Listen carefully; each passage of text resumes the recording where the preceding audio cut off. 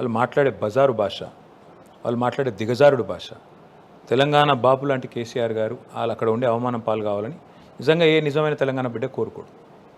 ఏం భాష మాట్లాడుతున్నాడండి రేవంత్ రెడ్డి? మందు బాటిల్ అంటాడు, ఇంకేదో పనికిమాలిన మాటలు మాట్లాడతాడు. ఈ దరిద్రం వినడానికి కేసీఆర్ గారు రావాలా? ఎందుకు రావాలి? ఆయన గజ్వేల్లో ఆయన నియోజకవర్గంలో ఉన్నారు. ఎవరికి వచ్చిన నొప్పి ఏంది? ఆయన స్థానిక ఎమ్మెల్యే. నేను ఏమంటున్నా అంటే కేసీఆర్ని ఈ రాజకీయ మరుగుజ్జులతో పోల్చడమే తప్పు. పేరుకు ఆయన ముఖ్యమంత్రి కావచ్చు, ఎవరైనా చూస్తున్నారు ఆయన ముఖ్యమంత్రి లెక్క? ఆయన సొంత పార్టీ ఎమ్మెల్యేలు చూస్తున్నారు ఆయన ముఖ్యమంత్రి లెక్క? ఆయన సొంత మంత్రులు చూస్తున్నారా?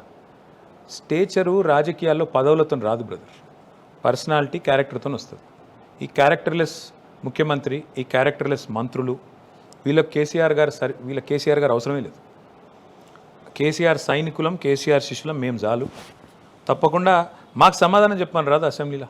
మాకు మైక్ కట్ చేయకుండా దమ్ముంటే కేసీఆర్ తయారు చేసిన సైనికులం మేమే ఎక్కువ ఆయనకు. కేసీఆర్ అవసరం లేదు. కేసీఆర్ గారు ఎప్పుడు రావాలో అప్పుడు వస్తారు. ఆయనకి ఎవరు చెప్పాల్సిన అవసరం లేదు. మీకు గుర్తు చేస్తూ ఉన్నా బ్రదర్, కొన్ని సందర్భాలు వస్తాయి. దేశ రాజకీయాల్లో చాలా చూసినాం. ఎన్టీ రామారావు గారు నేను 5 ఏళ్ల పాటు అసెంబ్లీకి రానని వెళ్ళిపోయినారు. కరుణానిధి గారు చేసినారు, జయలలిత గారు పోయినారు.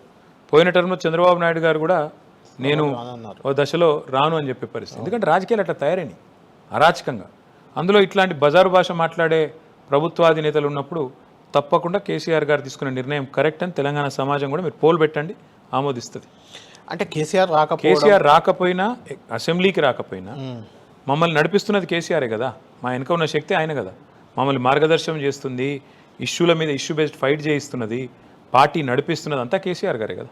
అంటే కేసీఆర్ గారు రాకపోవడం సరే, ఆ భాష దానివల్ల రావట్లేదు అని పక్కన పెడదాం. అది పెట్టినప్పుడు ఆ బాధ్యత పెడతారండి, నాకు అర్థం కాదు. పనికి మాలిన వెధవలు ముఖ్యమంత్రిగా ఉన్నప్పుడు పక్కన పెట్టము అంటున్నా. ఓకే, ఖచ్చితంగా ఇలాంటి పనికిమాలిన ముఖ్యమంత్రి, పనికిమాలిన మంత్రులు ఉన్నప్పుడు ఖచ్చితంగా వాళ్ళకి ఎక్కడ కుక్కగాడుకు చెప్పు దెబ్బ అన్నట్టు ఎట్లా బుద్ధి చెప్పాలో అట్లే చెప్తాం. మేము చాలు ఆయనకు.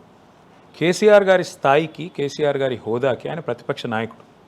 డెఫినెట్గా మాకు డైరెక్షన్ ఇస్తున్నది ఆయనే, ఏ ఇష్యూ టేకప్ చేయాలో చెప్తున్నది ఆయనే, ఏ పోరాటం చేయాలో చెప్తున్నది ఆయనే. తప్పకుండా దాన్ని అట్లే కంటిన్యూ